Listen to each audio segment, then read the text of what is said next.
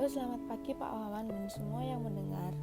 Saya Delvia Stefana Putri dari kelas 12 IPS 3 nomor presensi 15 akan menyampaikan materi biologi kelas 12 mengenai metabolisme. Apa sih metabolisme itu?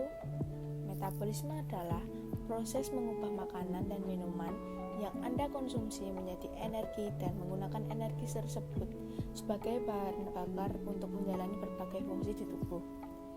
Pada proses ini, tubuh akan menggabungkan kalori yang masuk dengan oksigen, lalu keduanya akan bekerja sama untuk melepaskan energi. Tubuh kita memerlukan energi bukan hanya untuk melakukan aktivitas fisik. Bagaimana sih proses metabolisme dalam tubuh manusia?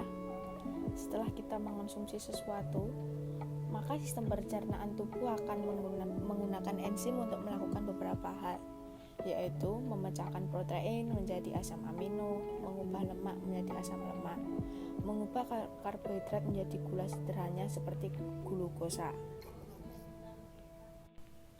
Pasti kalian berpikir ya, apakah metabolisme hanya pada manusia saja sih? Tentunya tidak. Metabolisme juga dialami oleh tumbuhan dan hewan, namun prosesnya berbeda. Perbedaannya yaitu pada metabolisme pada tumbuhan dapat menghasilkan makanan sendiri sehingga disebut organisme autotrof, yaitu menghasilkan makanan melalui proses fotosintesis dengan bantuan cahaya matahari dan air. Sedangkan pada metabolisme pada hewan tidak dapat menghasilkan makanan sendiri, sehingga bergantung pada makanan organik dan anorganik yang pada dasarnya bersumber pada tumbuhan. Sementara metabolisme pada manusia berlangsung pada dalam tubuh, yaitu tubuh mengubah kalori menjadi energi untuk dibutuhkan setiap sel dan tubuh.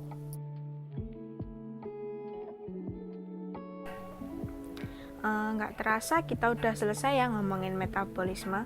Yuk lanjut ke materi berikutnya, yaitu perkembangan dan pertumbuhan. Bagaimana bisa sih jagung yang kecil bisa menjadi tanaman jagung yang berukuran besar? Itu karena jagung mengalami perkembangan dan pertumbuhan. Prosesnya yaitu, secara umum jagung mempunyai pola pertumbuhan yang sama. Namun interval waktu antara tahap pertumbuhan dan jumlah daun yang berkembang dapat berbeda. Pertumbuhan jagung dapat dikelompokkan ke dalam 3 tahap, yaitu fase perkecambahan, fase pertumbuhan vegetatif, dan fase reproduktif. Apa sih fase perkecambahan?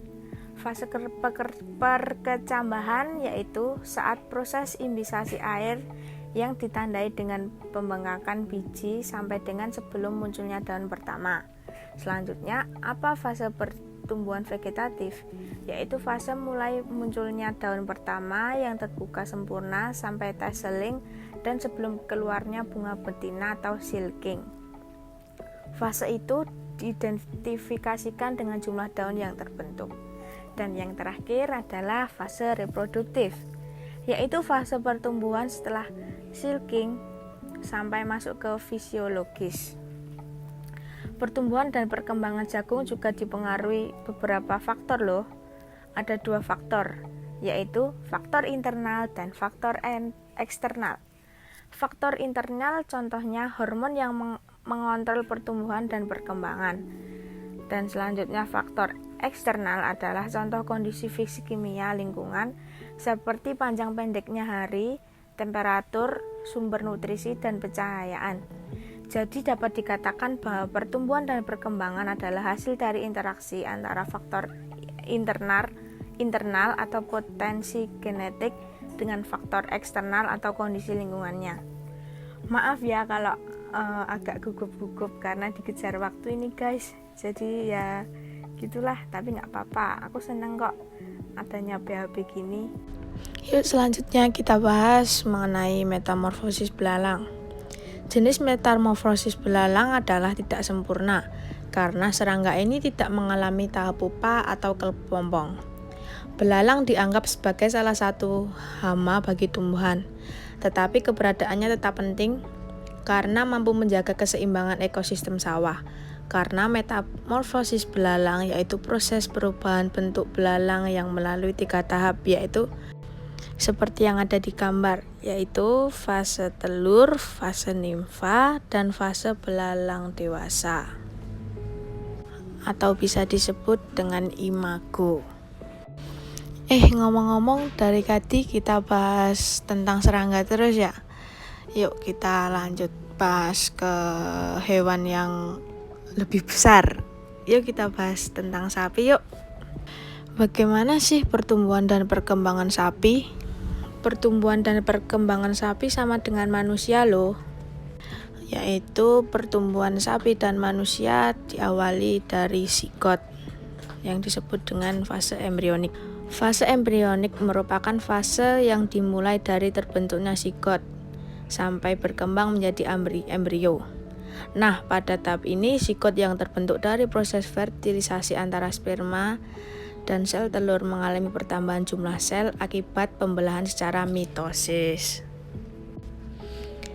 Jadi, sigot akan melakukan pembelahan sel atau cleavage, lalu membentuk organ-organ hingga menjadi individu yang utuh. Dan kalian bertanya-tanya nggak sih apakah hewan sapi ini sama dengan serangga? Ya, tentunya tidak, karena serangga dimulai dari lava dan itu disebut dengan pasca embrionik. Jadi kesimpulannya, sapi dengan manusia itu sama karena terbentuk dari sigot yang disebut dengan fase embrionik, dan serangga terbentuk dari lava yang disebut dengan pasca embrionik.